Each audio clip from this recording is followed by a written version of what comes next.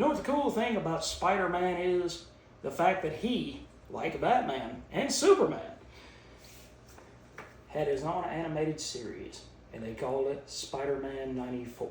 Well, we call it Spider-Man 94 now, in hindsight. How's everybody doing tonight? Hopefully you're doing well and you've had a good day.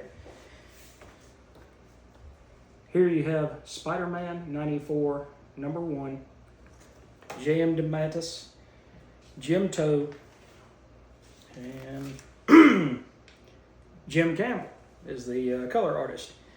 So you start out seeing a familiar face. It wouldn't be familiar in 98 when the series ended, had this been a continuation of that series. And that's what this is supposed to be, is a continuation of the 94 series that ended in 98. J.M. DeMatteis, instead of DeMatteis, J.M. DeMatteis was one of the writers of this cartoon. And so he returns as the writer. Jim Towe probably, I don't know. I don't want to say that without knowing, but Jim Towe might not have even been born when, when you had Spidey stuff in 1998. But you get to see this character here with this red eye, and then kind of see part of his face. But then look who it is, it's Kane. No, not the WWF Kane. Although we are talking roughly about the same time. Now, this is the Kane that swings around, and he's a degenerated clone of Peter Parker. So he's bigger, he's meaner, but he's not really good to look at. MJ wouldn't have married him. So, Marvel, we want these two together. We want them married again. Look how much fun that is. Look how much excitement and energy it brings to the page, simply because they're together like they're supposed to be. Some characters, once they're written, they are destined to be forever intertwined. You can break them up, you can divorce them, you can turn one of them gay or one of them straight, but they are meant to be together. Marvel, MJ and Peter Parker are meant to be together. So let's do it. Let's do it. It's exciting. It's not boring. It's not dull. Just because Joe Quesada had a bad marriage and divorce doesn't mean that you have to work it out cathartically in the pages of your greatest character. You don't. You work it out at home. You work it out by writing out other things. You work it out in fan fiction. You work it out in drawing. You work it out in going to the gym and pumping up and becoming the best that you can be. That's what you do. You don't destroy your best character with negativity and destroying the love and the support that these two showed each other for many, many years. All right, guys, I'm off my soapbox now. I loved this book.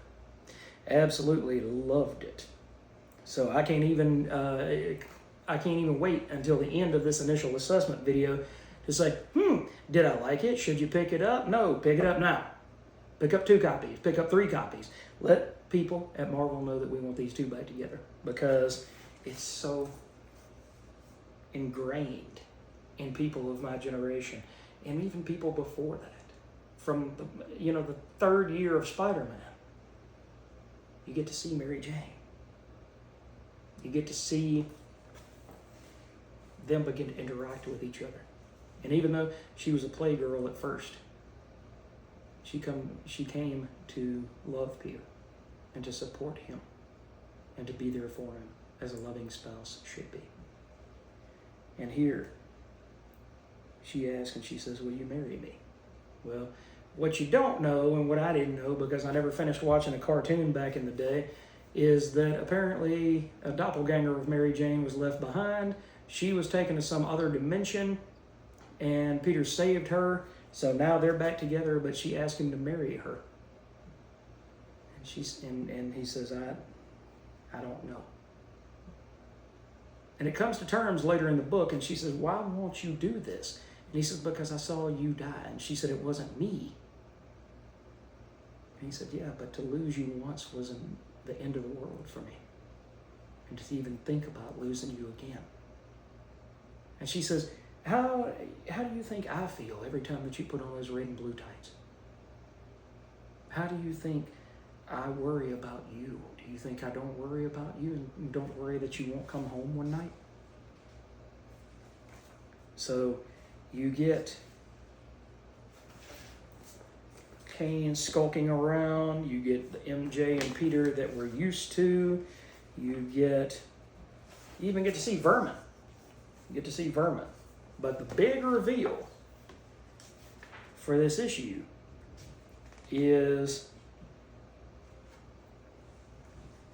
Cain's father.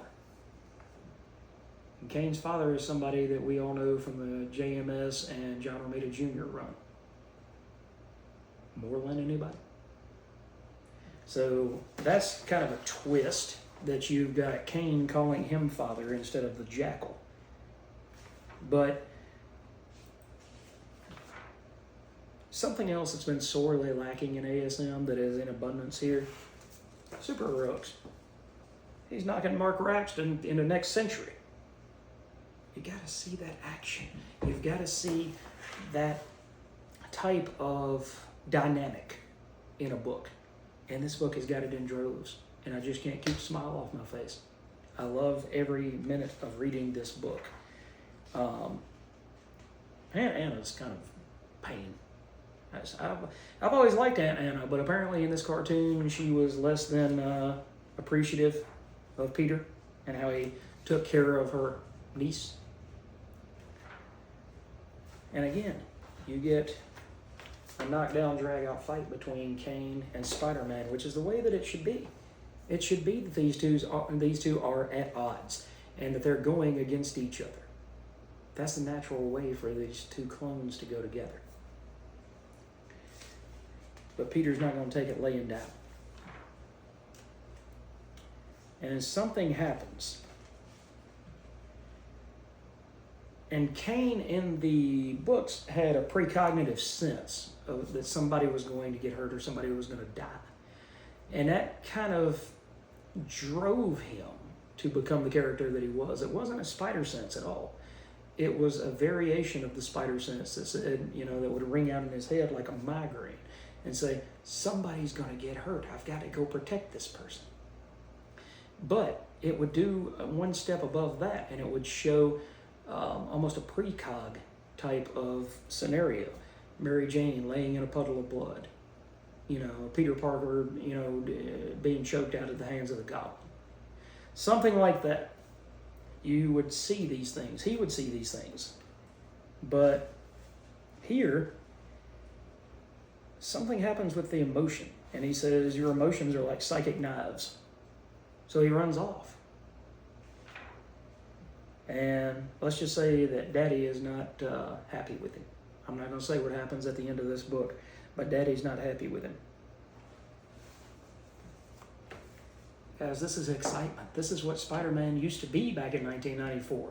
You can see, like I showed you last night, it's got the logo from here, and then you've got this corner box over on this corner with Spidey, and that's from Marvel Kids line of animation. And then it says September #1. You've got the Marvel logo, Spider-Man group. They really dug into the nostalgia and the depth of what Spider-Man was back then. And to me, this kind of reminds me, although I only think I read the first issue of that, but it kind of reminds me of that IDW series with the Saturday morning adventures with the Teenage Mutant Ninja Turtles. It gets back to the core. It gets back to what those characters are. And here, I know that it probably won't run forever, but if we could get 12 to 24 issues out of this could be some of the most fun, open-ended, new, exciting Spider-Man books that you could get kids into. And that's really what this is all about, is bringing little ones back into the fold. Back in 94, you could go pick up a Spider-Man book, and you might be a little confused with the Clone Saga, but it was more tailored towards an innocent time. It was... Not everything had to be political. Not everything had to push its own agenda. Not everything had to cause strife or, on the other hand, bring exuberance all the time. But there was a lightness to Spidey that it seems to have been lost over the years. And it's not even a Dark Knight Returns type of darkness, but it's more that Spider-Man has lost its way as a character because nobody understands who Peter is anymore. They don't understand where he came from. And one thing I've learned in psychology after all these years is if you don't understand where someone came from, their upbringing, their history and physical, if you don't understand that, then you'll never understand the character in the modern sense, and you'll never be able to write him in the modern sense. On the other hand, upon initial assessment, this is a book you should go out and buy 2, 3, 4 copies if you can. Spread them out. Let people read them. Let them enjoy how much fun Spidey used to be and how much fun he can be again. He can be again in the right hands. I'm excited to see where this goes. I don't know if you can tell or not, but I'm really excited to see where this goes. And I hope that you guys, if you haven't, like and subscribe to the video channel. Help me grow. Help me continue to talk about books like this. And let's talk about it in the comments. Did you read this? Did you enjoy it? What did you think? Did you love it as much as I did? Were you excited by it? Let's talk about it in the comments, guys. Have a great day.